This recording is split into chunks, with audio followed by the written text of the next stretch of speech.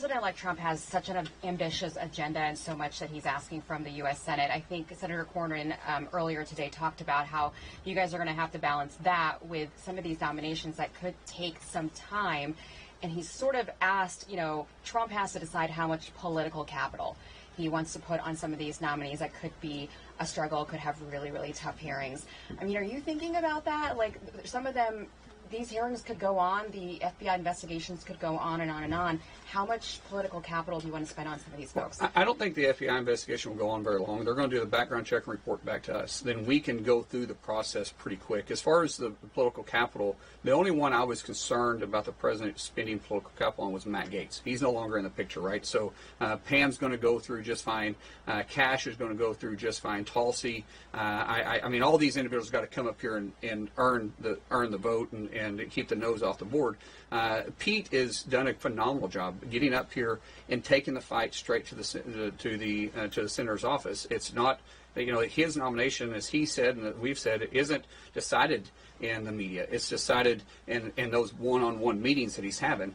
You can feel the difference between this week versus next week with Pete. Pete has done a phenomenal job on earning that vote every time he's gone into a meeting. And there's not one single Republican that's opposed any of these nominations that are out there right now. Well, you said that earlier. You said it's not about getting yeses right now. It's about trying to keep the nose. Yeah, keeping the nose off the board. That's right.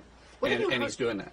What have you heard from rank and file FBI agents in terms of Mr. Patel, as opposed to, say, leadership over at the FBI? Do you see sort of a dichotomy as far as Mr. Patel is concerned, as far as those two factions are concerned? Not really.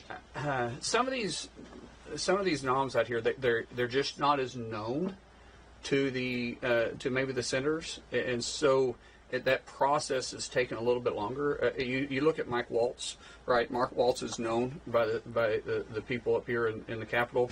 You look at Marco Rubio, that he's known up here, and there's no issue really going on there. It's these individuals they're just not as, the senators we're not as familiar with them. I've been fortunate that most of these nominations I know these individuals well, so I feel like I've got a unique seat here.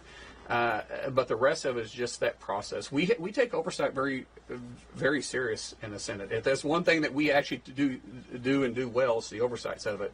And I think every senator is taking that responsibility, like they should, extremely serious.